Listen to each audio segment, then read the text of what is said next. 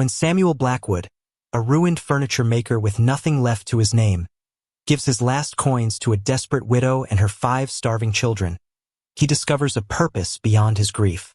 But as the small Missouri town whispers behind their backs and threatens what little sanctuary they found, will Samuel learn that the emptiest hands are sometimes the most capable of giving? Here are Acts 1 and 2 from The Worth of Empty Hands. A hat tumbled down Main Street, chased by the bitter November wind. Samuel Blackwood lunged for it, his fingers missing by inches as another gust sent it skittering around the corner. 3 children laughed from the safety of the general store porch. His last good hat gone, just like everything else. Another loss for old Blackwood, someone muttered loud enough for him to hear. Samuel straightened his back, pretending not to notice the pitying glances. His stomach growled, reminding him it had been nearly a day since his last proper meal. The smell of fresh bread from Wilson's bakery made his mouth water, but the coins in his pocket wouldn't stretch that far. Not today. The clock on the town hall struck 4. Samuel's boots, once polished and fine, now scuffed and cracking at the seals, carried him away from the bustle of town toward the hillside cemetery. The path grew steeper, his breath coming in white puffs that vanished in the fading afternoon light. Dead leaves crunched beneath his feet, nature's brittle reminder that everything beautiful eventually falls. "Afternoon, Mr. Blackwood," called Elijah, the elderly gravedigger, leaning on his shovel. "Back again to visit the missus?" Samuel nodded, unable to form words around the lump in his throat. 6 months, 2 weeks, and 3 days since Mary had been laid to rest.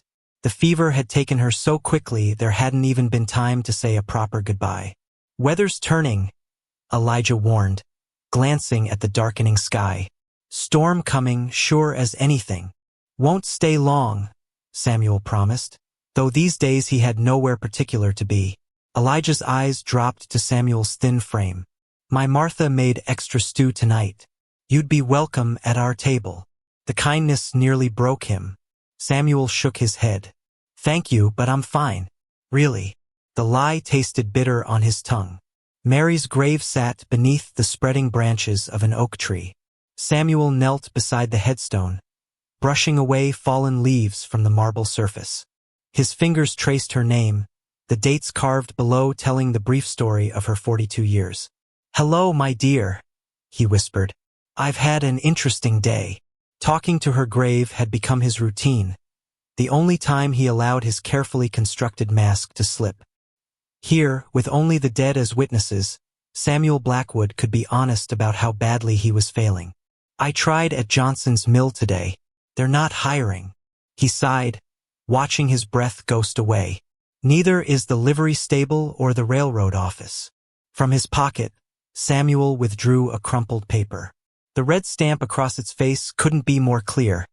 Eviction notice. "I can't keep our room anymore. The landlord's been patient, but..." His voice cracked. "I don't know where I'll go." The furniture shop that had been in his family for 3 generations now belonged to the bank.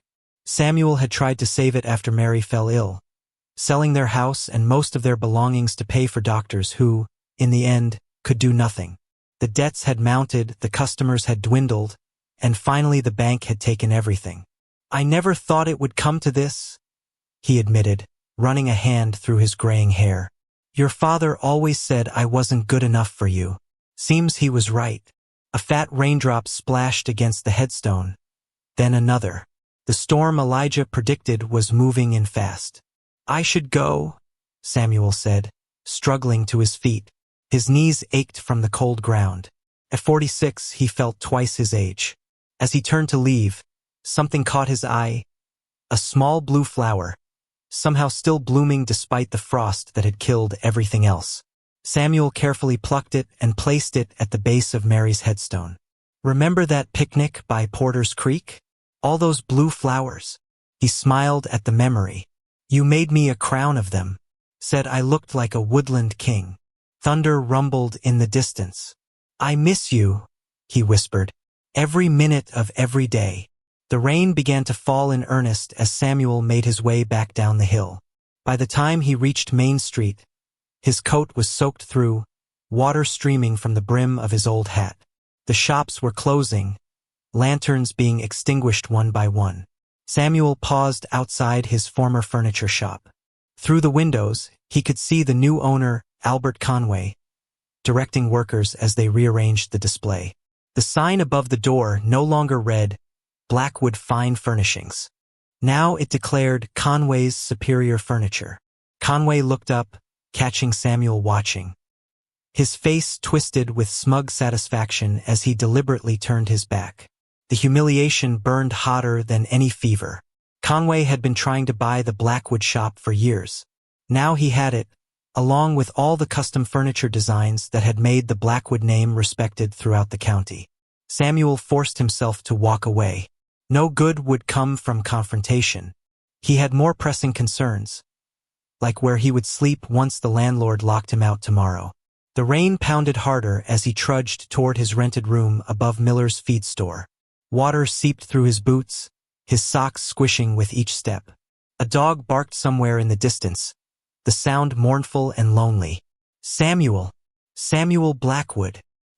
He turned to see Reverend Phillips hurrying toward him, collar turned up against the rain, an umbrella clutched in his gloved hand. Reverend, Samuel acknowledged with a nod. Once he'd been a deacon in Phillips' church. Now he couldn't bear to attend services, to sit alone in the pew he had shared with Mary, to endure the pitying glances. I've been looking for you, Phillips said, holding the umbrella over them both. Mrs. Phillips was cleaning out the storage room at the parsonage and found these. He thrust a small bundle wrapped in brown paper into Samuel's hands. Mary's preserves, Phillips explained. She'd brought them for the harvest festival last year. Somehow they got forgotten in all the... He trailed off, uncomfortable. In all the tragedy, Samuel finished for him. Yes, well, Phillips cleared his throat. They're still good. Blackberry, I believe. Mary's preserves were always the best in the county. Samuel stared at the jars, remembering Mary in their kitchen. Hair pulled back, sleeves rolled up, the sweet smell of cooking fruit filling their home. The memory was so vivid it stole his breath. Thank you, he managed. Phillips hesitated. Samuel, I couldn't help noticing. That is, Mrs. Phillips mentioned, are you eating regularly? The concern was genuine, but it scraped against Samuel's pride. I'm managing. The church has funds for those in need. I said I'm managing. Samuel cut him off, more sharply than intended. He softened his tone. But thank you for your concern, Reverend. Phillips looked unconvinced but didn't press. If you change your mind, our door is always open. For any kind of help. Samuel nodded, clutching the precious jars to his chest. And Samuel? Phillips added, God hasn't forgotten you, even if it feels that way. As the Reverend hurried away, Samuel stood in the rain, wondering if that was true. Lately, it seemed God had turned his face away entirely. The stairs to his room creaked under his weight. Samuel fumbled with the key, his cold fingers clumsy. Inside wasn't much warmer than outside, but at least it was dry. For one more night, at least he had shelter. The room was small, a bed, a table with one chair, a tiny stove, and a trunk containing what remained of his possessions. Samuel lit the lamp, its warm glow pushing back the gathering darkness. He placed Mary's preserves on the table, then peeled off his wet coat and hung it near the stove. From the trunk, he withdrew a quilt, the wedding quilt Mary had made from scraps of special fabrics. A piece of her mother's dress, a bit of Samuel's first suit, squares from the curtains of their first home. He wrapped it around his shoulders, allowing himself the comfort of its familiar weight. In his pocket, the eviction notice crackled. Tomorrow at noon, he would have to leave. And then what? Samuel sat at the table and carefully opened one of the jars of preserves. The sweet smell of blackberries filled the tiny room. He dipped his finger in and tasted sugar and fruit and summer sunshine. Tears sprang to his eyes. Oh, Mary, he whispered. What am I going to do without you? Outside, the storm raged on, rain battering the single window. Samuel thought of the blue flower on Mary's grave, how fragile it had looked, yet how determined to bloom despite the coming winter. He wondered if he had that kind of strength left in him. Tomorrow he would have to find out. A child's cough cut through the busy sounds of market day. Samuel nearly missed it as he counted his remaining coins, 17 cents. Not even enough for a loaf of bread and some cheese. His stomach growled a complaint, but he had grown used to ignoring its demands. Please, kind sir, just a penny for some milk. Samuel looked down to find a small girl with tangled blonde hair and eyes too old for her young face. She couldn't have been more than 6, yet she stood with a grown-up's worry in her thin shoulders. For my baby brother, she added, pointing across the square. Samuel followed her gesture to where a woman sat on an overturned crate. For more children clustered around her like chicks around a hen. The smallest, wrapped in a tattered blanket, wailed with the unmistakable cry of hunger. Where's your father, child? Samuel asked, kneeling to her level despite the protest of his aching knees. Heaven, she answered simply. Like Mama says your wife is. The words struck him like a physical blow. Samuel glanced again at the woman across the square. She was trying to comfort the crying baby while keeping an eye on the little girl who had approached him. Even from this distance, he could see the dark circles under her eyes, the careful way she held herself with dignity despite her circumstances. What's your name? He asked the girl. Emma, she replied. Emma Reed. That's my mama and my brothers and sister. Samuel looked at his 17 cents, then back at Emma Reed's hopeful face. With a sigh that wasn't really reluctance at all, he pressed the coins into her small hand. Here, get some milk for your brother. Emma's eyes widened. All of it, mister? All of it? Samuel confirmed, surprised by the lightness in his chest as he gave away his last money. God bless you, Emma exclaimed, clutching the coins tightly as she darted back toward her family. Something made Samuel follow her. Perhaps it was curiosity, or perhaps it was simply that he had nowhere else to be. As he approached, the woman looked up, her face guarded but not unfriendly. Your daughter says you've lost your husband, Samuel said by way of greeting. I'm sorry for your trouble. The woman studied him for a moment, then nodded. Thank you for helping us. Her voice was soft but clear, the kind that commanded attention without demanding it. I'm Abigail Reed. Samuel Blackwood. He tipped his hat, suddenly self-conscious of his shabby appearance. The oldest boy, who looked to be about 10, stepped slightly in front of his mother. We don't need charity, he said, though his eyes betrayed him, darting to the coins Emma still held. William, Abigail chided gently. Mind your manners. It's not charity, Samuel said. It's... He paused, searching for the right words. It's one empty hand helping another. A rumble of thunder interrupted whatever Abigail might have said in response. Dark clouds had gathered while they talked, threatening the open-air market. Looks like rain, Samuel observed unnecessarily. Do you have shelter? Abigail's hesitation told him everything. We'll manage, she said finally. The first drops began to fall, large and cold. Market-goers hurried to pack up their goods, to secure their purchases, to find cover. The Reed children huddled closer to their mother, the thin blankets they wore providing little protection. Come with me, Samuel found himself saying. There's a coffee shop just there. We can wait out the worst of it. We can't afford, Abigail began. My treat, Samuel interrupted, though he had no idea how he would pay. Please. Perhaps it was the sincerity in his voice, or perhaps it was the rain now falling steadily, but Abigail nodded. Children, stay close. Thank you, Mr. Blackwood. Samuel, he corrected, leading the way across the rapidly emptying market square. The coffee shop was crowded with others seeking refuge from the sudden storm. Heads turned as Samuel held the door for Abigail and her 5 children. He felt the stares, heard the whispers begin. Isn't that Samuel Blackwood? Mary's husband. Those children aren't his. Who's the woman? Samuel squared his shoulders and approached the counter. The owner, Mrs. Patterson, raised an eyebrow but said nothing as he requested a table. And some milk for the baby, he added, gesturing to the smallest Reed child. who continued to fuss in Abigail's arms. Mrs. Patterson's eyes softened slightly at the sight of the infant. "This way," she said, leading them to a corner table partially hidden by a wooden screen. "I'll bring the milk straight away." Once seated, an awkward silence fell. The three older Reed children, William, and twin girls who looked to be about 8, stared at Samuel with undisguised curiosity. Emma, the one who had approached him in the market, smiled shyly. "Thank you," Abigail said again, bouncing the fussing baby gently. "This is very kind." "It's nothing," Samuel replied, though they both knew it wasn't nothing at all. "How old is your baby?"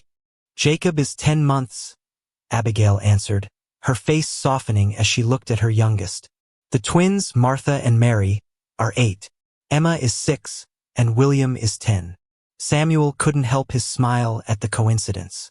"My wife was Mary." "Was?"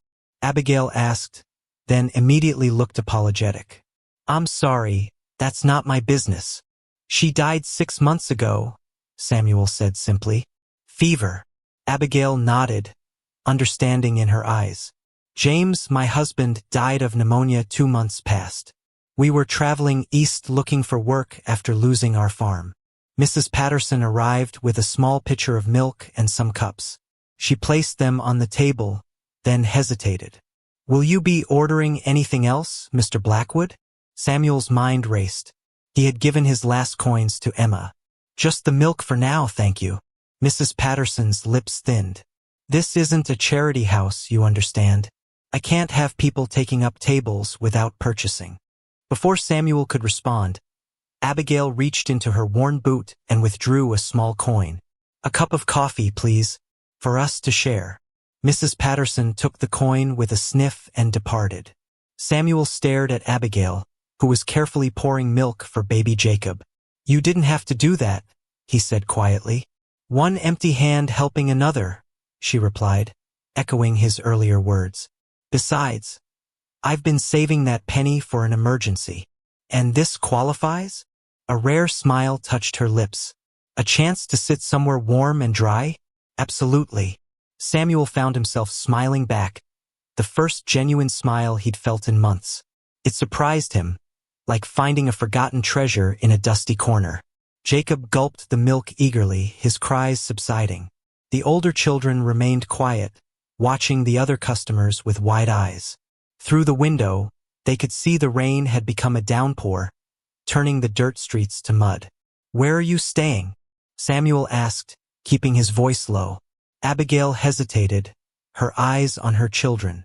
"We were with my sister in Springfield, but she has 7 of her own. It was too much." She cleared her throat. "We're passing through, looking for work." Samuel understood what she wasn't saying. They had nowhere. The realization settled in his chest like a stone. "And you?" Abigail asked, clearly wanting to change the subject. "Are you from here originally?" "Born and raised," Samuel confirmed. "My family had a furniture shop for 3 generations. Blackwood Fine Furnishings." "Had?" Abigail echoed his earlier question. "The bank owns it now," Samuel admitted. "After Mary got sick, the bills." He trailed off, not wanting to burden this woman with his troubles when she clearly had enough of her own. Mrs. Patterson returned with a single cup of coffee. Abigail thanked her politely, then slid the cup toward Samuel. "Ladies first," he protested. "I insist," she said. "You look like you could use it more than I could." Samuel wanted to argue but found he didn't have the energy. The coffee's warmth seemed to reach places inside him that had been cold for too long. After a few sips, he pushed the cup back toward Abigail. "Your turn," he said. "Fair is fair."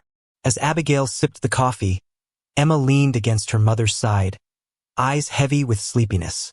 The warmth of the shop and the rhythmic sound of rain against the windows were lulling all the children toward drowsiness. "They're exhausted," Samuel observed softly. "It's been a long journey," Abigail agreed. "And sleep doesn't come easy when you're—" She stopped herself, but Samuel understood. "When you're cold, when you're hungry, when you're afraid."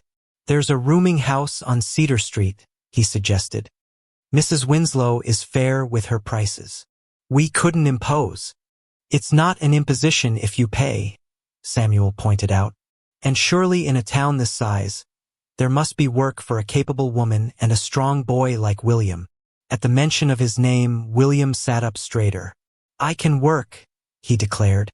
I'm good with animals. And I can read and cipher too. The pride in the boy's voice made something twist in Samuel's chest. He remembered being that age, eager to prove himself to help his family. I've no doubt, Samuel said seriously. A boy who can read and work with animals would be valuable to many businesses here. The door to the coffee shop opened with a gust of wind, admitting Albert Conway, the new owner of Samuel's former shop. Conway shook water from his expensive coat, his eyes scanning the crowded room until they landed on Samuel. His face registered first surprise, then something like contempt as he took in the Reed family. Blackwood, he greeted coolly, approaching their table. Making new friends, I see. Samuel straightened in his chair. Conway. Abigail sensed the tension, gathering baby Jacob closer. Conway's eyes swept over the Reed children with undisguised disgust. Mrs. Patterson usually maintains a certain standard for her establishment. I'm surprised she allowed this. The way he said this made it clear he meant Abigail and her children. Samuel's hands clenched into fists under the table. Mrs. Reed and her family are my guests, he said, his voice level despite the anger building inside him. They're passing through town. The sooner the better, I'd say, Conway remarked with a cold smile. We've enough troubles of our own without taking on strays. William half rose from his seat, his young face flushed with fury, but Abigail placed a restraining hand on his arm. It's all right, William, she said quietly. Mr. Conway is entitled to his opinion. Conway laughed, the sound devoid of humor. At least the boy has spirit. More than can be said for some. His eyes fixed on Samuel. How the mighty have fallen. Blackwood? From shop owner to... What exactly are you now? Before Samuel could respond, Mrs. Patterson arrived at Conway's side. Your usual table is ready, Mr. Conway, she said, shooting an apologetic glance at Samuel. Excellent. Conway straightened his waistcoat. Do keep an eye on your other patrons, Mrs. Patterson. Some of them look like they might steal the silverware. He departed with a smirk, following Mrs. Patterson to a prime table by the fire. Samuel's face burned with humiliation and rage. I apologize for that, he said to Abigail. Albert Conway is a man who measures worth by possessions, Abigail finished for him. I've known many like him. Her quiet dignity in the face of Conway's rudeness made Samuel's anger drain away, replaced by admiration. Here was a woman who had lost everything: home, husband, security.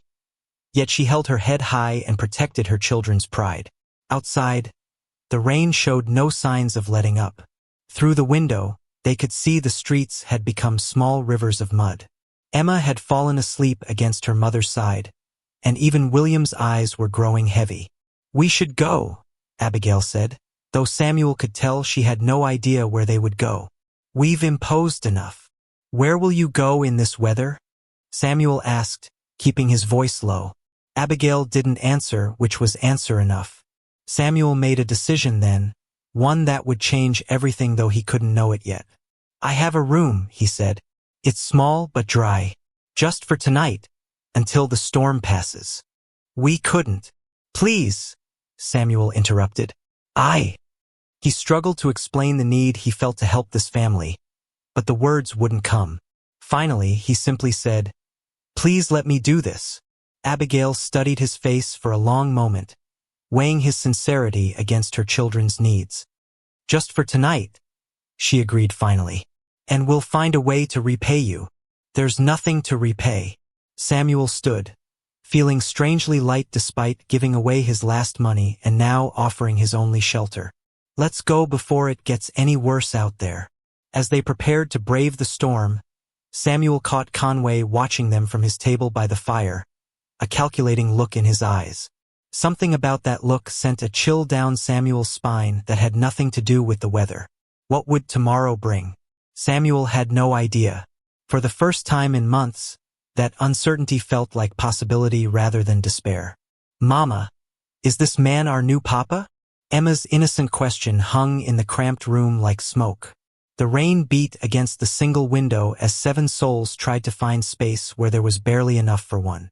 Samuel froze halfway through hanging his soaked coat on the back of the only chair, while Abigail's cheeks flushed bright red.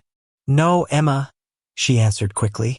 "Mr. Blackwood is just being kind enough to shelter us from the storm. Remember your manners." William scowled from his position by the door, clearly uncomfortable with their situation and ready to protect his family if needed. The twins, Martha and Mary, huddled together on the floor, whispering and watching Samuel with wide, curious eyes. Baby Jacob had finally fallen asleep against Abigail's shoulder, his tiny face peaceful for the first time since Samuel had met them. "Sorry, Mr. Blackwood," Emma said, looking down at her worn shoes. "Mama says I ask too many questions." Samuel knelt to her level, finding a smile somewhere inside himself. "Questions are how we learn about the world, Emma. Never be sorry for wanting to know things." Her answering smile was like sunshine breaking through clouds. The stove barely gave off heat, but it was better than nothing. Samuel added the last of his coal to the dying embers, knowing there was no money to buy more. "You'll need the bed," he said to Abigail, not looking at her. "The children can sleep there with you. I'll be fine on the floor." "We couldn't take your bed," Abigail protested. "We've imposed enough." Samuel turned to face her. "Please, Mary would." He swallowed hard. "Mary would want me to insist." Something unspoken passed between them, a recognition of shared loss, of dignity maintained despite everything. Abigail nodded once. "Thank you." Samuel retrieved Mary's wedding quilt from the trunk, along with the only other blanket he owned. "For you," he said, handing the quilt to Abigail. "It's warmer than it looks." As Samuel arranged his makeshift bed on the floor, William approached cautiously. "My pa taught me to always do something in return when someone helps you," he said, the words formal and practiced. "I could clean your boots. They're awful muddy." Samuel glanced at his mud-caked boots. "That would be helpful, William." "Thank you." The boy nodded solemnly and set to work with a determination that reminded Samuel painfully of himself at that age. While the children settled, Samuel moved to the small table and opened his trunk.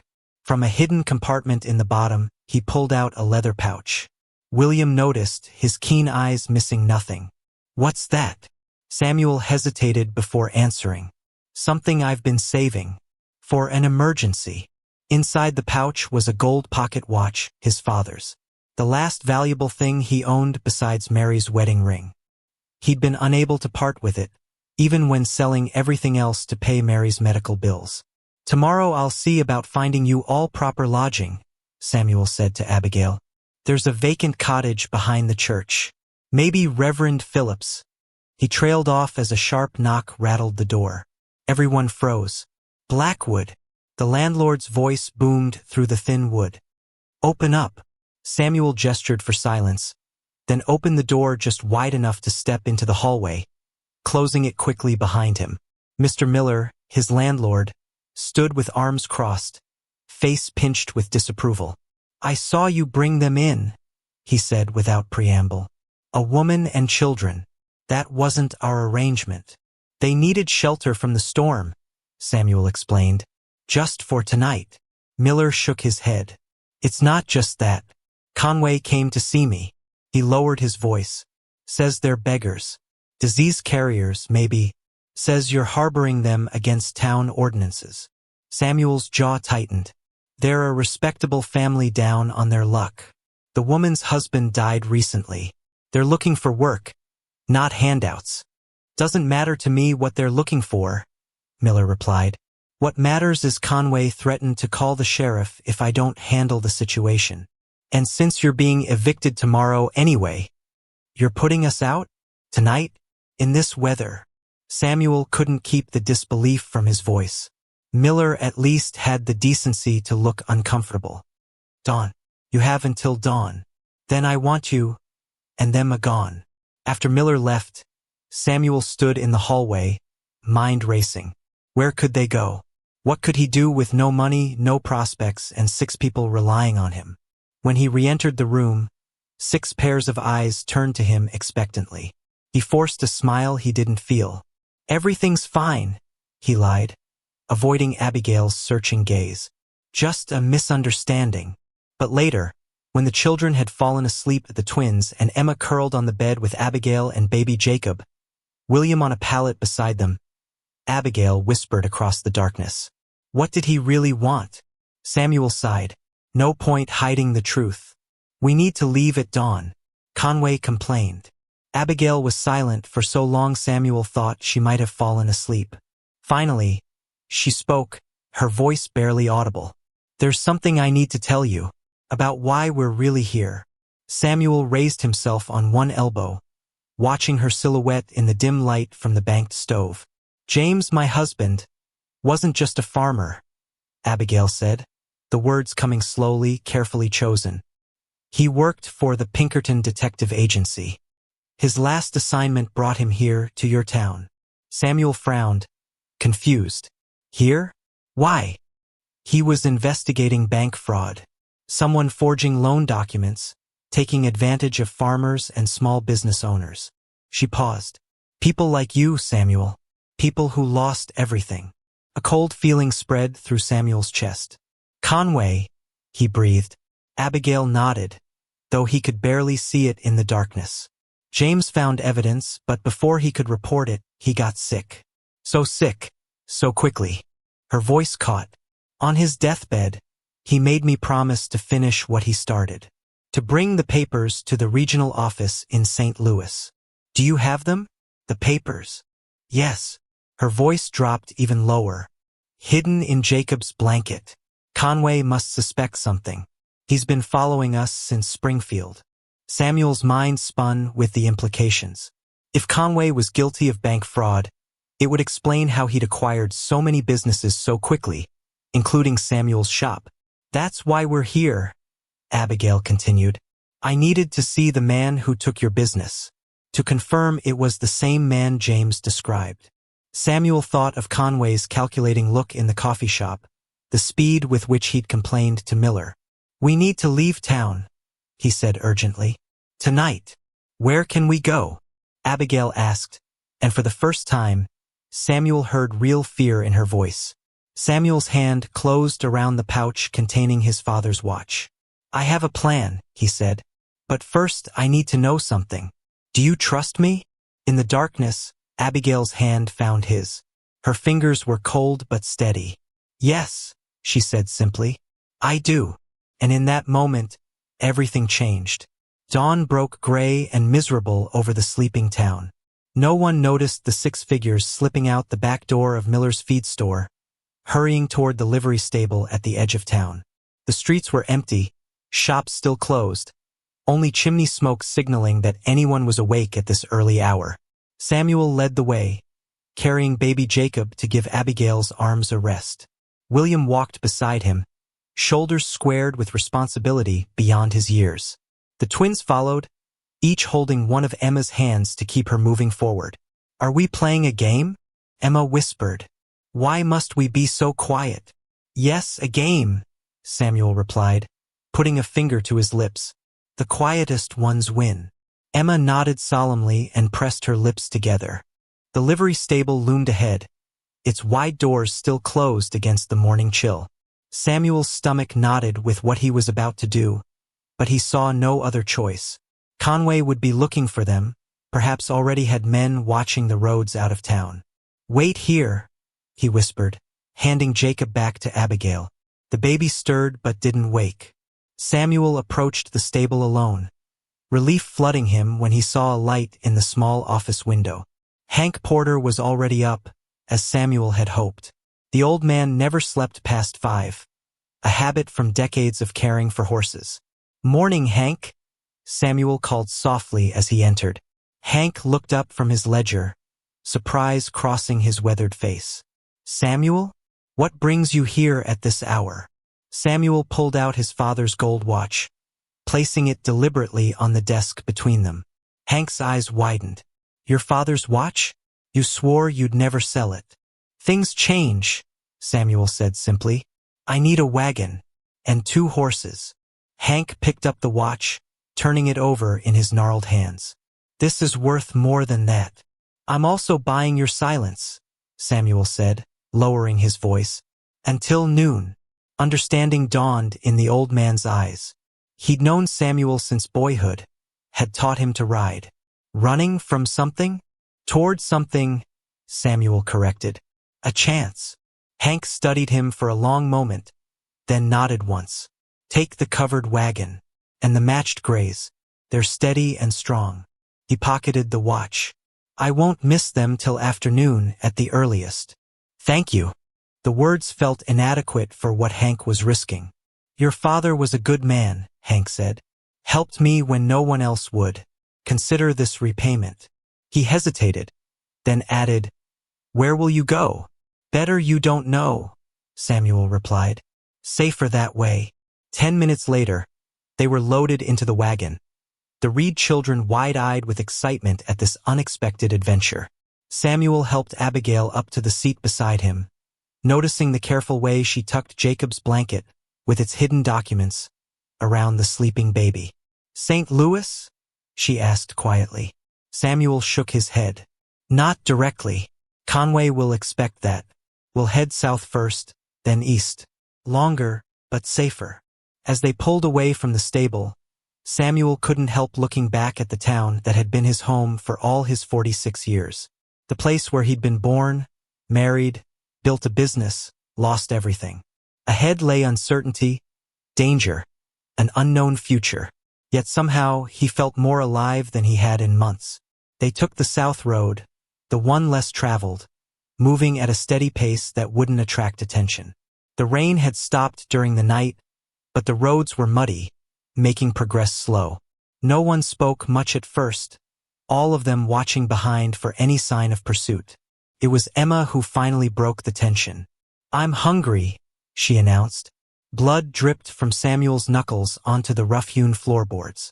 Outside, the November wind howled through pine trees, covering the sound of William's frightened breathing as the boy pressed himself against the cabin wall. 3 strange men lay sprawled across the small room, one unconscious beside the door, another groaning and clutching his stomach by the fireplace, the third backing away with hands raised in surrender. Please, mister, the third man begged. We didn't know they were with you. We thought they were just some woman and kids squatting in Jake Medford's hunting cabin. Samuel's chest heaved with exertion and rage. For days on the run had worn his body thin, but discovering these men threatening Abigail and the children had awakened something primitive in him, a strength he hadn't known he possessed. Get out, Samuel growled, pointing to the door. Take your friends and get out. If I see any of you within a mile of this place again, I won't stop at broken noses. The surrendering man nodded frantically, already dragging his stomach-clutching companion toward the door. What about Davy? He asked, gesturing to the unconscious man. You've got 2 minutes to wake him and get him moving, Samuel replied, not lowering his fists. Starting now. The minutes that followed were a flurry of activity. Water splashed, curses muttered. The unconscious man half-carried between his companions as they stumbled out into the gathering twilight. Samuel stood in the doorway until they disappeared among the trees, then closed and barred the cabin door with a heavy wooden beam. Only then did he turn to face the others. The cabin, barely more than a hunter's shelter, consisted of one room with a stone fireplace, a rough table with 2 benches, and a platform loft accessed by a ladder in the corner. The Reed family was huddled at the back of the room, William still against the wall, the twins hiding behind their mother, Emma's face buried in Abigail's skirts. Baby Jacob, mercifully, was asleep in a makeshift cradle fashioned from a wooden crate. Are they gone?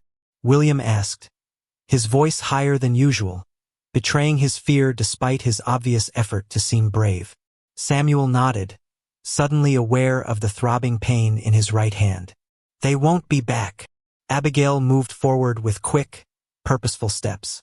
Without speaking, she guided Samuel to sit at the table, then poured water from their precious jug into a basin. Gently, she took his injured hand and began cleaning the blood away. "You shouldn't have fought them," she said quietly. "There were 3 of them. What should I have done?" Samuel winced as she pressed a cloth against his split knuckles. "Let them throw you all out into the cold? Or worse, you could have been killed." The simple truth in her words hung between them. If he had been killed, what would have happened to Abigail and the children? To the evidence against Conway? The children watched wide-eyed as Abigail wrapped Samuel's hand with a strip torn from one of their few clean rags. Her fingers were gentle but firm, moving with the practiced efficiency of a woman accustomed to tending injuries. "How did you know?" she asked. "That we were in trouble?" Samuel glanced at the window, remembering the bone-deep certainty that had struck him as he'd returned from hunting with the 2 rabbits now hanging forgotten by the door. "I heard William shout." From his place against the wall, William straightened. "I tried to stop them like Pa would've. They pushed in anyway." "You did exactly right," Samuel told him. "You warned your mother, gave her time to grab Jacob and get the girls behind her." Pride flickered across the boy's face, chasing away some of the fear. "Those men," Abigail said, keeping her voice low. "Do you think Conway sent them?" Samuel considered the possibility. "No. They seemed surprised when I mentioned the cabin belonged to Jake Medford. I think they were just drifters looking for shelter." He didn't add that drifters could be hired, paid to report sightings. Better not to worry her more than necessary. The cabin had been a lucky find. 3 days of rough travel had taken them far from town, their progress slowed by muddy roads and the need to avoid main thoroughfares. Food had run low, the November chill had seeped into their bones, and the children's initial excitement had given way to exhaustion and complaints. Then, as if in answer to an unspoken prayer, they'd spotted the cabin nestled among pine trees, small but solid, with a stone chimney promising warmth. A faded sign nailed to a nearby tree had declared, "Private property, J. Medford." But the layers of dust inside suggested no one had visited in months. "We should move on," Abigail said, finishing with his bandage. "If those men found this place, others might too." Samuel shook his head. "Not tonight. It's getting dark, and there's a storm coming. We'll leave at first light." As if to emphasize his point, rain began to patter against the cabin roof, quickly building to a steady downpour. The wind moaned through the trees outside, finding every crack and gap in the cabin walls. "I'm cold," Emma announced, wrapping thin arms around herself. Samuel rose from the table. "Let's get a fire going." "William, wanna help me?" The boy nodded eagerly, seeming to grow taller with the responsibility. Together they rebuilt the fire the intruders had started, adding logs from the small pile in the corner until flames danced cheerfully in the stone hearth. The warmth slowly spread through the cabin, bringing color back to pinched faces. Abigail set about preparing their meager dinner, the last of their bread, shared between them with promises of rabbit stew in the morning. As full darkness fell outside, Samuel climbed the ladder to inspect the loft. A musty bearskin lay spread across rough planking, not ideal but warmer than the floor below. "The children can sleep up here," he called down. "It's small, but they'll fit." Later, after the children had been settled in the loft, Samuel and Abigail sat before the fire. Jacob, having nursed and fallen back asleep, lay bundled in his blanket, important documents still hidden within its folds, on a bed of pine boughs Abigail had arranged near the hearth. For a long while neither spoke. The crackling of the fire and the drumming of rain on the roof filled the silence. Samuel found himself studying Abigail's profile in the firelight, the determined set of her jaw, the weariness around her eyes, the way she absently twisted her wedding ring with her thumb. "We should reach Jefferson City in 3 days, he said finally. "Maybe 4 with the rain. From there, we can take the train to St. Louis." Abigail nodded, still staring into the flames. "And then, you'll deliver the evidence. Conway will face justice." "I meant after that." She turned to look at him directly. "What happens to you after that?" The question caught Samuel off guard. He hadn't thought beyond getting Abigail and the children safely to St. Louis, beyond seeing Conway punished for his crimes. What would he do after? Return to a town where he had nothing? Start over somewhere new? Alone? Before he could answer, a sound from above drew their attention. A soft cry, quickly muffled. "It's Mary," Abigail said, rising. "She has nightmares sometimes." Samuel watched as she climbed the ladder to comfort her daughter. Voices murmured in the darkness of the loft, too low to make out the words, but the tone was soothing, reassuring. A mother's voice, chasing away monsters. When Abigail returned, her face was troubled. "She dreamed her father was calling for her," she explained quietly. "It happens often. The twins were closest to James. They feel his loss the most deeply." "And you?" Samuel asked. "How do you bear it?" The question slipped out before he could stop it. Too personal, too intimate for their tenuous relationship. But Abigail didn't seem offended. "One breath at a time," she answered. "One step, one day. I don't have the luxury of falling apart." She paused, studying him. "How do you bear Mary's loss?" "Poorly," Samuel admitted. "Until recently, I wasn't sure I wanted to continue bearing it." Understanding passed between them. An acknowledgement of shared pain, of the crushing weight of grief that only those who have carried it can recognize.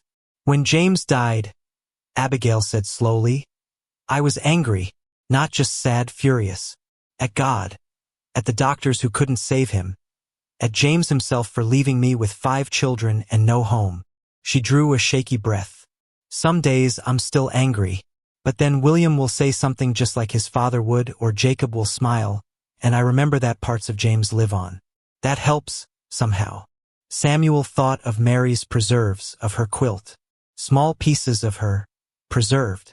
"It does help," he agreed, "though sometimes it hurts just as much." They fell silent again, each lost in memories.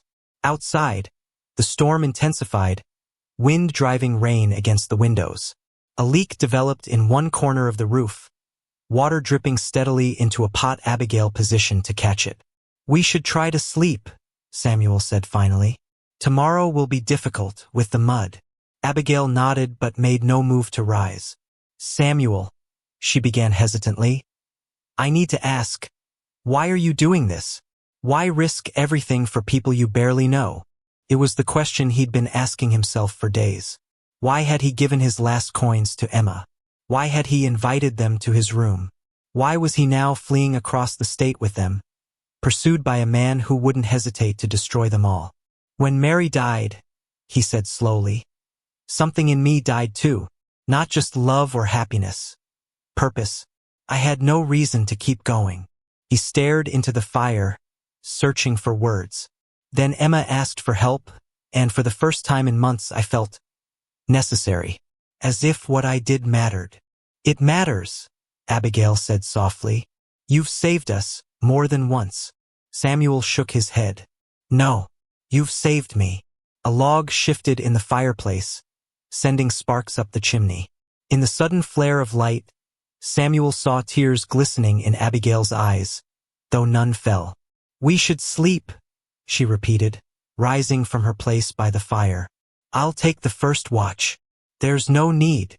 Those men might come back with friends," she interrupted. "Or it might be Conway's men next time. We need to be cautious." Samuel couldn't argue with her logic. "Wake me in 4 hours, then. I'll take the second watch." As Abigail settled in a chair position to see both the door and the windows, Samuel stretched out on the floor near the fire, using his coat as a pillow. Despite the hard surface beneath him and the worries circling in his mind, exhaustion soon pulled him towards sleep. Just before consciousness slipped away, he felt something being laid gently over him. Mary's wedding quilt, with its patches of memory and love. The scent of Abigail lingered on the fabric, mingling with Mary's, past and present overlapping in his dreams. In the deepest part of the night, a new sound joined the storm. Hoofbeats on the forest path, moving steadily closer to the little cabin and its sleeping inhabitants. "Get up! Now!" Abigail's urgent whisper and rough shake jolted Samuel from deep sleep. The cabin was dark. The fire burned down to embers that cast more shadows than light. Rain still drummed on the roof, but beneath it, another sound, men's voices, the creak of saddles, horses snorting in the cold. "How many?"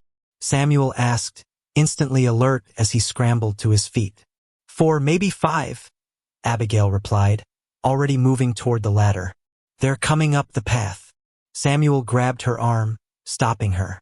"There's no time to run. Get the children into the root cellar." "What root cellar?" "Under the table there's a trapdoor. I found it when hunting for more firewood." He was already dragging the heavy table aside, revealing the outline of a square door set into the floorboards.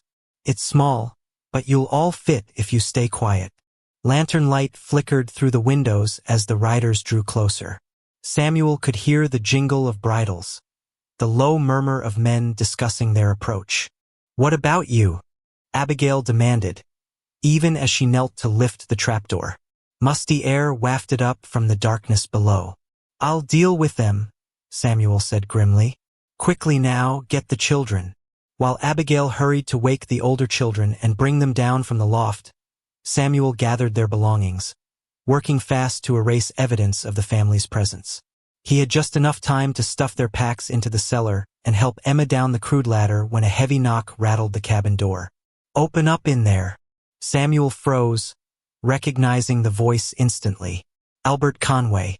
"Go," he whispered urgently to Abigail, who stood holding Jacob to her chest, the baby mercifully still asleep.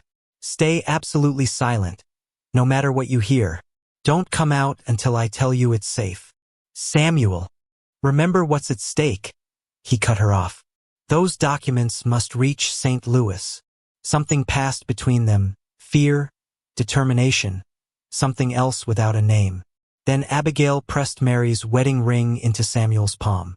"For luck," she whispered, then descended into the darkness, pulling the trapdoor closed after her. Samuel quickly shoved the table back into place, then took a moment to compose himself. He mussed his hair, rumpled his clothes to look as if he'd been sleeping alone, then grabbed a rifle that hung over the fireplace. Unloaded, he knew, but Conway wouldn't. The pounding came again, harder. "Final warning. Open this door or we'll break it down." Taking a deep breath, Samuel unbarred the door and pulled it open, feigning sleepy confusion that quickly transformed into appropriate shock. "Conway?" he said, gripping the rifle loosely but visibly. "What in God's name are you doing here?" Albert Conway stood on the threshold, rain dripping from his expensive coat, his round face flushed with cold and exertion. Behind him, 3 men sat on horseback, their own faces hard in the lantern light. "Blackwood," Conway said, surprise momentarily replacing his usual smugness. "I wasn't expecting to find you here, though I suppose I should have guessed. Where else would that woman and her brats go?" Samuel leaned against the doorframe, deliberately casual. "What woman? I've been alone since I left town." Conway's eyes narrowed. "Don't play games with me. The Pinkertons' widow. My sources say she was seen traveling with a man fitting your description." His gaze swept past Samuel into the cabin's interior. "Where are they?" "I have no idea what you're talking about," Samuel replied evenly. "I left town because there was nothing left for me there. Came to this old hunting cabin I remembered from my youth." He patted the rifle. "Been living off the land, trying to figure out my next move." One of the mounted men shifted impatiently. "He's lying, Mr. Conway. Those drifters said there was a woman and children here just hours ago." Conway smiled, a cold expression that didn't reach his eyes. "Indeed, and I don't think they walked away in this weather."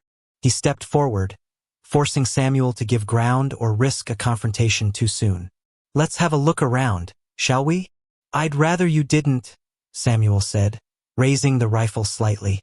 "This is private property." "Not yours, though," Conway countered. "This is Jake Medford's hunting cabin, and Jake happens to owe the bank, my bank, a considerable sum. So technically, I have every right to inspect what might soon be repossessed." He snapped his fingers, and 2 of the mounted men dismounted, hands hovering near their holsters. Samuel knew he was outmatched. An unloaded rifle against multiple armed men wasn't a fight he could win. His only hope was to somehow get Conway and his men away from the cabin long enough for Abigail and the children to escape. "Fine," he said, stepping aside. "Look all you want. There's nothing to find."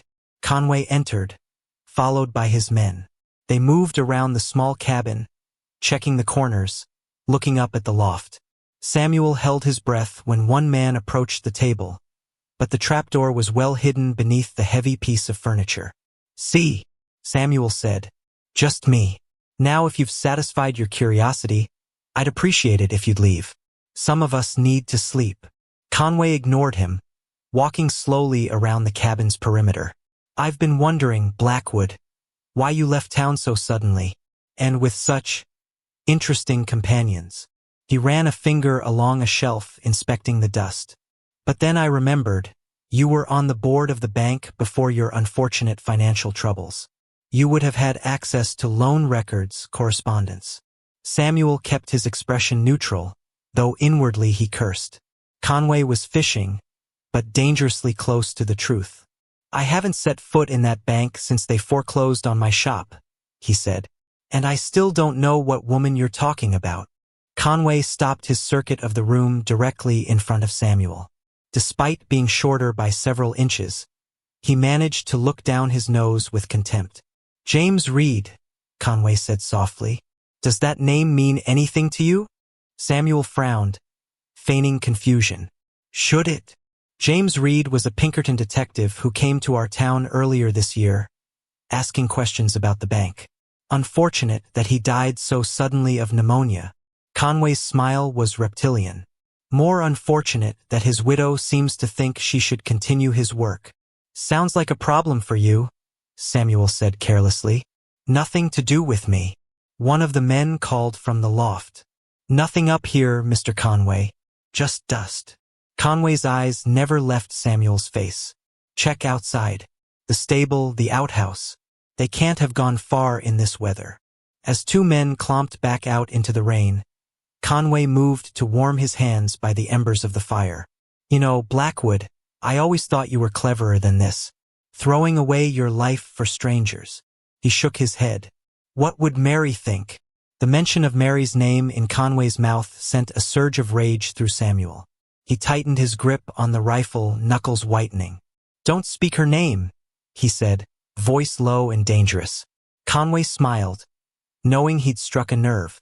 Such loyalty, even beyond the grave. Touching. He moved to the table, idly running his hand along its surface. "Is that why you're helping the Reed woman? Transferred affection? Or is it something more practical?" His eyebrows raised suggestively. "A widow with 5 children is a heavy burden, but desperate women are often accommodating." Samuel felt his control slipping, exactly as Conway intended. The man was baiting him, trying to provoke a reaction that would reveal the truth. He forced himself to breathe slowly, to remember that hidden beneath the floorboards, Abigail and the children might hear every word. "I think you should leave now," Samuel said, each word clipped and precise. "Not until I find what I came for," Conway replied. He leaned against the table, his weight making the old wood creak. "You see, James Reed collected certain documents, fabrications, really suggesting improprieties at my bank. These lies could damage my reputation if they reached the wrong hands." He examined his manicured nails. "I can't allow that." Outside, the men's voices rose in frustration as their search yielded nothing. The rain had intensified again, drumming hard against the roof and windows. Samuel calculated distances, options, potential weapons beyond the useless rifle. "I'm getting impatient, Blackwood," Conway said, straightening. "Where is the woman?" "Gone," Samuel answered truthfully. "Left town days ago. St. Louis, I think she said." Something flickered in Conway's eyes, uncertainty, perhaps. "She was seen with you." "Maybe so. We traveled together briefly, safety in numbers. But we parted ways yesterday." Samuel shrugged. "She had her destination, I had mine." Before Conway could respond, the cabin door burst open and one of his men rushed in, soaked and breathless. Riders coming fast from the north, Mr. Conway. At least 6 of them. Conway frowned. Who would be out in this weather? Don't know, but they're wearing badges. The color drained from Conway's face. He stared at Samuel with sudden understanding. You sent word ahead. Samuel allowed himself a smile. Turns out I'm cleverer than you thought. It was a bluff. Samuel had sent no messages, had no idea who might be approaching. But Conway's reaction told him everything he needed to know.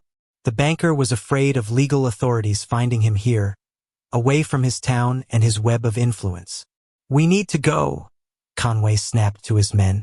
Now. What about him? One man asked, gesturing to Samuel. Conway hesitated, eyes calculating. For a moment, Samuel thought the banker might order him killed on the spot. But the sound of approaching horses seemed to decide him. Leave him. He's not worth the trouble. Conway pointed a finger at Samuel. This isn't over, Blackwood. Not by a long shot. Then they were gone, hurrying into the rain, mounting up and galloping away from the approaching riders. Samuel stood in the doorway, hardly daring to believe their luck. Who were these mysterious saviors? As the sound of Conway's party faded into the distance, the new riders came into view, and Samuel's heart sank. Not lawmen at all, but a group of loggers, their axes and saws visible as they approached. They barely glanced at the cabin as they passed, likely heading for a lumber camp further north. Samuel waited until they too had disappeared into the rainy darkness. Then, hands shaking with delayed reaction, he closed and barred the door.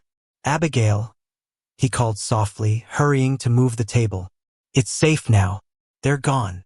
He lifted the trapdoor to find 5 pairs of eyes staring up at him from the darkness. Abigail clutched Jacob to her chest. The older children huddled around her in the cramped space. Conway, she whispered. Gone, Samuel confirmed, reaching down to help them up one by one. Thought some lawmen were coming. Pure luck. As the children emerged, stiff and cold from their confinement but mercifully unharmed, Abigail lingered below. I heard what he said, she told Samuel quietly. About me. About you. Samuel felt heat rise in his face. Conway is a snake. Nothing he says matters. It matters if it's what people will think. Her eyes, tired but determined, met his. If we succeed, when we succeed, there will be talk. About us. About why you helped me. Let them talk, Samuel said simply, extending his hand to her. We know the truth. Abigail looked at his outstretched hand for a long moment. Then, decision made, she grasped it firmly and allowed him to pull her up into the firelight. The truth, she repeated softly. Yes. But as dawn broke over the little cabin in the woods, Samuel wondered what that truth really was. Had he helped Abigail and her children solely to see justice done? Or was there more to it? A connection he hadn't dared acknowledge, possibilities he hadn't allowed himself to consider? As he watched Abigail comforting Emma, who'd been frightened by their close call, Samuel felt something stir in his chest. Not love, it was too soon for that, but perhaps the beginning of something just as powerful. Hope. With careful fingers, he placed Mary's ring back in Abigail's palm. Keep it, he said. We might still need that luck. Their journey was far from over. Conway was still a threat, and St. Louis was days away. But for the first time since Mary's death, Samuel Blackwood looked forward to tomorrow. Around his neck, on a leather cord hidden beneath his shirt, hung his own wedding ring. No longer a weight of obligation, but a reminder of a love that had taught him how to live, how to give, and perhaps, how to love again. The St. Louis Pinkerton office buzzed with activity, men in suits moving with purpose through narrow hallways. Abigail Reed sat rigid in a wooden chair, hands folded tightly in her lap, while across the desk, a silver-haired man examined James Reed's documents through wire-rimmed spectacles. Outside the frost-covered window, smokestacks puffed gray clouds into the winter sky. Mrs. Reed, the man finally said, setting the papers down with careful precision. Your husband's work is exceptional. Conway's fraud is laid out clearly: falsified loan documents, illegal foreclosures, bribery of bank inspectors. He removed his spectacles, rubbing the bridge of his nose. However, I must ask, why didn't you bring these to us immediately after James' death? Abigail's throat tightened. 2 weeks of hard travel, constant fear, children falling ill with colds, all to reach this moment. My husband died suddenly, Mr. Harrison. I had 5 children to care for, no money, and nowhere to go. Finding justice seemed less important than keeping my family alive. From his position by the door, Samuel watched Abigail's shoulders square against the implied criticism. He'd insisted on accompanying her to this meeting while William watched over his siblings at the modest boarding house where they'd found rooms.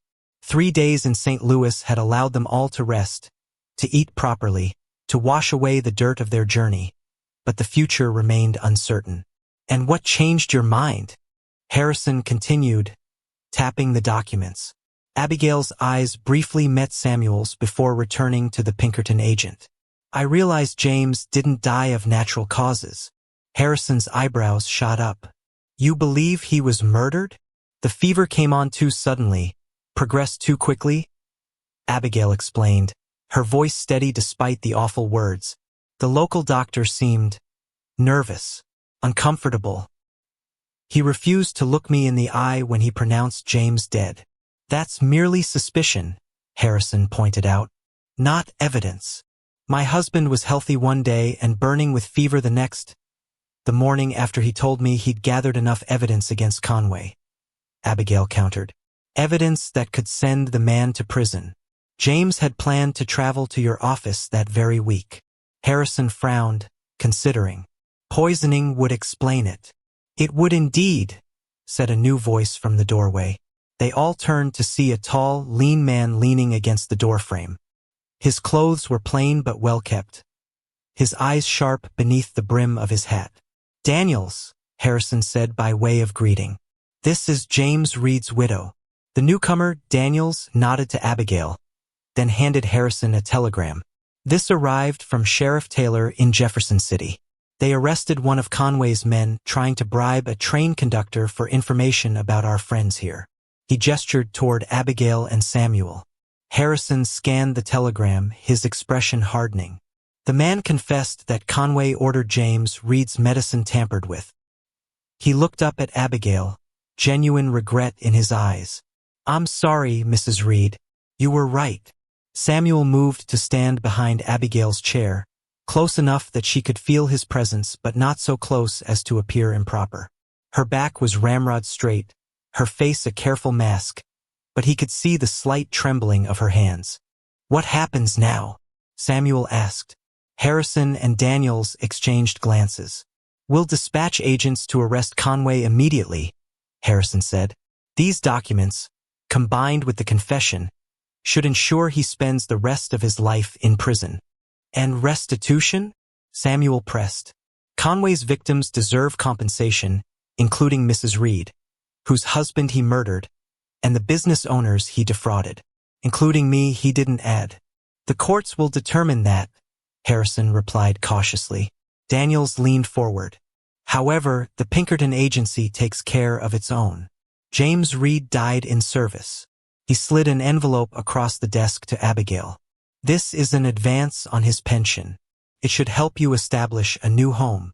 Abigail stared at the envelope but didn't touch it. And what about Mr. Blackwood? She asked quietly. Without his help, these documents would never have reached you.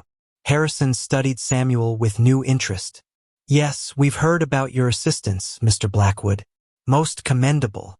I did what anyone would do, Samuel said uncomfortably. No, Daniels contradicted. Most would have looked the other way, especially someone with nothing to gain and everything to lose. Harrison tapped his desk thoughtfully. The agency could use a man like you, Blackwood. Someone who understands furniture and business, who can spot forgeries, who knows how to blend in. We have positions available. The offer caught Samuel by surprise. Him? A Pinkerton detective? The notion seemed absurd until he thought about it. He had always been good with details, with reading people. And what else did he have to return to? His eyes met Abigail's. Her expression was unreadable, but something passed between them, an unspoken question. "I appreciate the offer," Samuel said carefully, "but I need to think about it." Harrison nodded. "Of course. Meanwhile, you'll both need to remain in St. Louis until we apprehend Conway. Your testimonies will be crucial." Outside the Pinkerton office, snow had begun to fall, dusting the streets with white. Abigail walked beside Samuel in silence, the envelope clutched in her gloved hand, her thoughts clearly miles away. "Are you all right?" Samuel finally asked as they turned toward the boarding house. "He had James killed," she said, her voice barely audible. "I suspected, but hearing it confirmed." Samuel yearned to comfort her, but maintained a proper distance as they walked along the busy street. "Conway will face justice now." "Yes." She stopped suddenly, turning to face him. "Will you take the position?" The directness of her question startled him. "I don't know. It's a chance for a new beginning. But what?" How could he explain? The Pinkerton offer meant a future, purpose, stability, everything he'd been missing. But accepting would mean traveling constantly, leaving behind. What exactly? What did he have to leave? The answer came unbidden, them. Leaving Abigail and the children. "It would mean going wherever they send me," he said finally. Understanding flickered in Abigail's eyes. "Of course." They resumed walking, the silence between them now heavy with unspoken words. At the boarding house they found chaos. Emma ran to greet them in the hallway, her face tear-streaked. "Mama! William's fighting!" Samuel and Abigail rushed to their rooms to find William pinning another boy against the wall, fists clenched white with fury. The twins were crying in the corner while Jacob wailed in his makeshift crib. "William!" Abigail's voice cracked like a whip. "Release him this instant!" The boy complied reluctantly, though his glare remained fixed on the other child, a red-headed youth about his age who now nursed a bloody nose. "He called us beggars." William spat. "Said we don't belong here." The red-headed boy backed away. "My pa says decent folk don't run from town to town." Samuel stepped forward, placing himself between the boys. "That's enough," he said firmly. "Go back to your room, young man." With a final glare, the boy slunk away. Samuel then turned to William, whose anger was already dissolving into shame beneath his mother's disapproving gaze. "I had to defend our family name," William insisted, though with less conviction. "Pa would have." Samuel exchanged glances with Abigail, silently asking permission before speaking. At her slight nod, he placed a hand on William's shoulder. "Your father was a brave man who stood up for what was right," Samuel said carefully. "But he used his mind more than his fists. That's why he became a detective, to fight wrongdoing with intelligence, not violence." William's defiance crumbled entirely. "Are they going to catch the man who killed Pa?" "Yes," Abigail answered, gathering the twins close as their tears subsided. "The Pinkertons are arresting him now." "Good," William said fiercely. "I hope they hang him."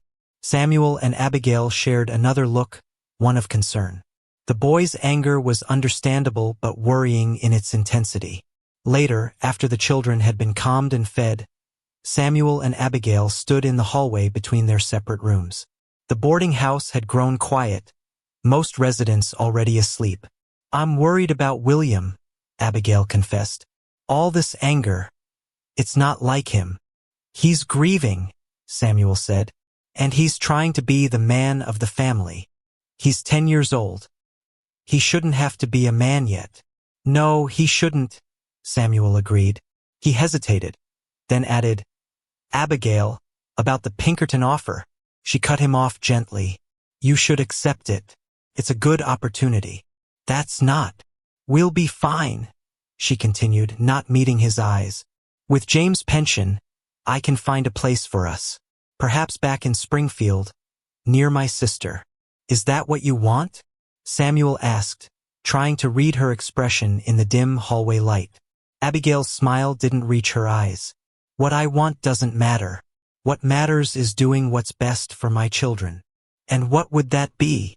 Her fingers twisted her wedding ring, a nervous habit Samuel had noticed before. stability, safety, a proper home. All things I want for them too, Samuel said quietly. They stood in silence, the air between them thick with words unsaid. Finally, Abigail sighed. It's late. We should sleep. Samuel nodded, but as she turned to go, he spoke again. Abigail, we need to talk about what happens after Conway is arrested. About the future. She paused, her back to him. Yes, she agreed, her voice barely audible. Tomorrow. But as Samuel lay awake that night, staring at the cracked ceiling of his rented room, he wondered if there was any future that could possibly work. They were two broken people with different paths ahead. The Pinkerton offer pulled him one way. Abigail and her children turned his heart in another direction entirely.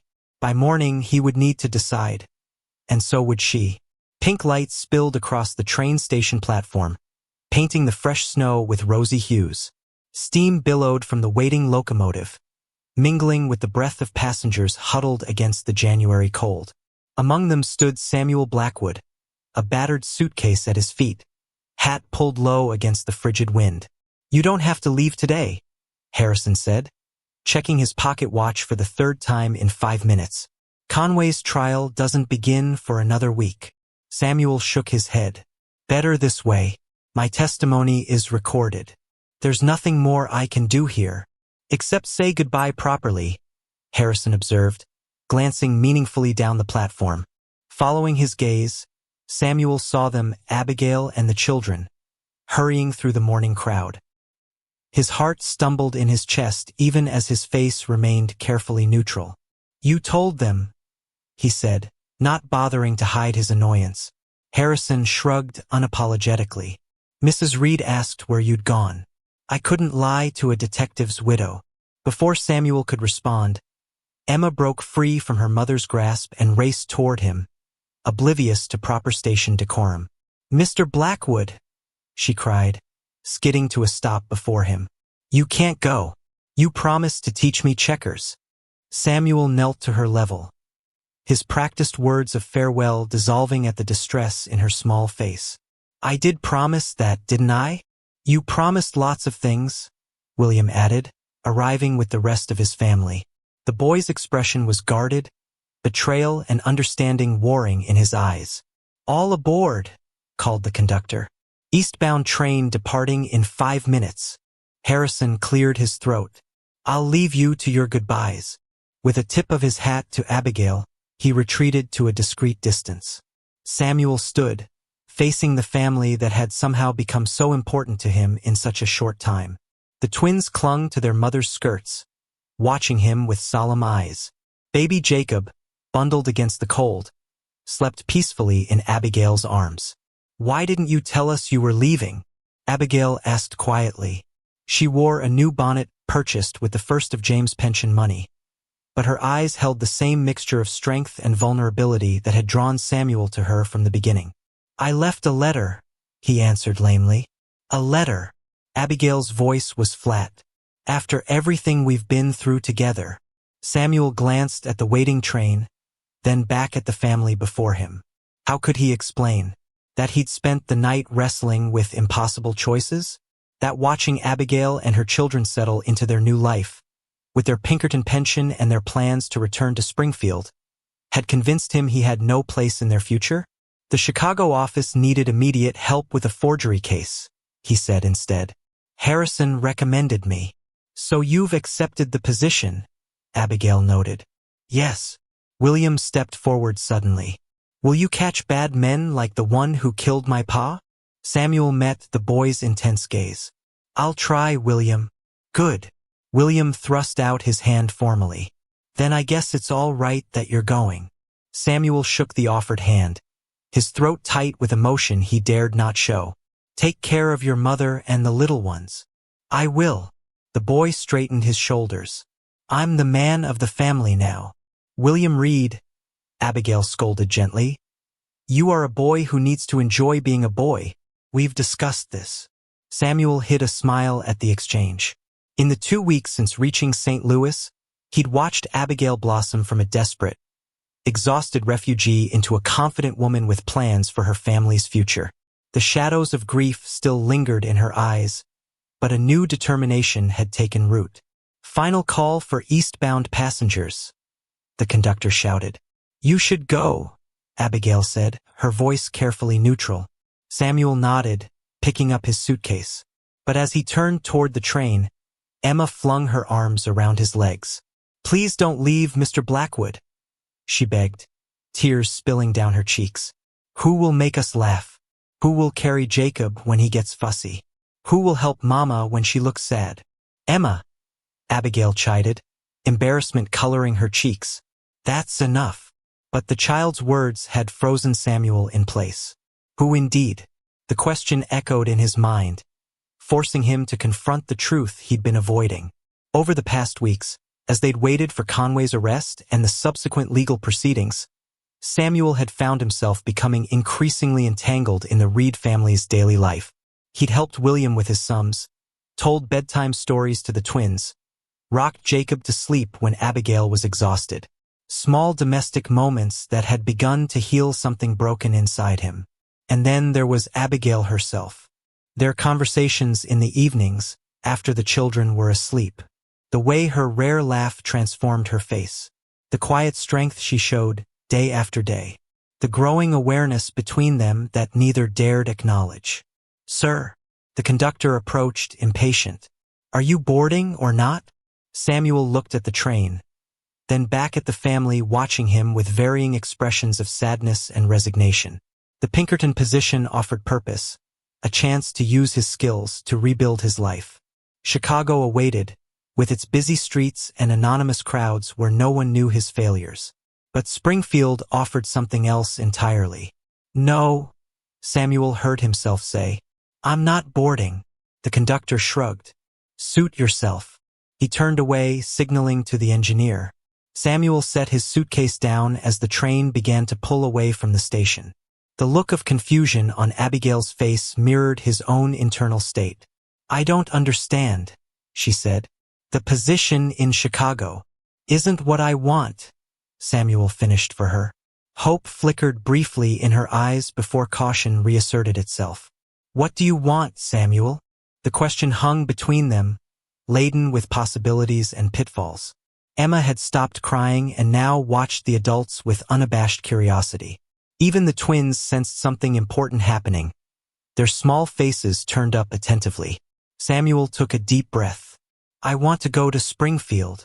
"Springfield," Abigail repeated, confusion evident. "But there's no Pinkerton office there." "Exactly." Samuel removed his hat, a gesture of sincerity. "Abigail, these past weeks, working with the Pinkertons, I've realized something. I don't want to spend my life chasing criminals across the country.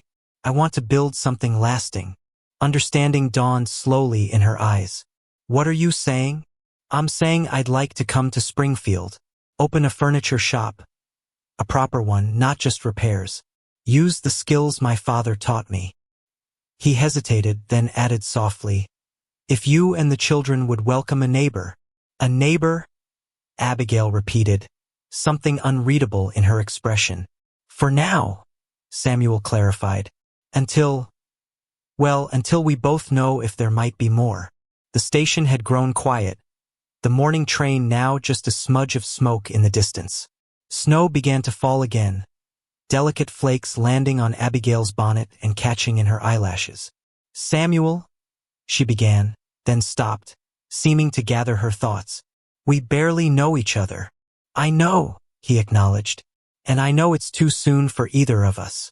You're still grieving James, and Mary," she finished for him. He nodded. "But I also know that when I imagine my future now, I can't picture it without you and the children in it. I'm not asking for promises, Abigail. Just possibility." Emma tugged at her mother's coat. "Can Mr. Blackwood come with us, Mama? Please." William watched the exchange with serious eyes, neither encouraging nor objecting. The twins whispered to each other, their earlier solemnity replaced by barely contained excitement. Abigail looked down at her children, then back at Samuel. "Springfield is a growing town," she said slowly. "They could use a good furniture maker. Hope rose in Samuel's chest. Is that a yes? It's a maybe, Abigail answered, but her lips curved in a smile that reached her eyes for the first time since he'd known her. A possibility, as you put it. I can work with possibility, Samuel said, returning her smile. Later that afternoon, as Harrison helped Samuel draft a polite refusal to the Chicago office, the Pinkerton agent shook his head in bemusement. You're choosing quite the different path, Blackwood. A ready-made family isn't an easy undertaking. Nothing worth doing is easy, Samuel replied, thinking of his father's words from long ago. Besides, we're just neighbors for now. The future will reveal itself in time. Harrison signed the letter with a flourish. Well, I hope it works out for you all. As Samuel left the Pinkerton office for the last time, snowflakes dancing in the twilight, he spotted Abigail waiting across the street, Jacob bundled in her arms. She raised a hand in greeting, and he returned the gesture, a quiet understanding passing between them. They would take this journey one step at a time, two people who had lost everything now finding, in each other, the courage to begin again. Not a fairy tale ending, but something better, a true beginning, rooted in shared grief and growing hope. Samuel thought of Mary's wedding quilt, now carefully packed among Abigail's belongings for the journey to Springfield. How appropriate that this new chapter would be wrapped in those patches of memory, carrying the past forward into an unexpected future. The worth of empty hands, he had learned, wasn't in what they could hold, but in what they could offer, and sometimes, when least expected, in what they could receive.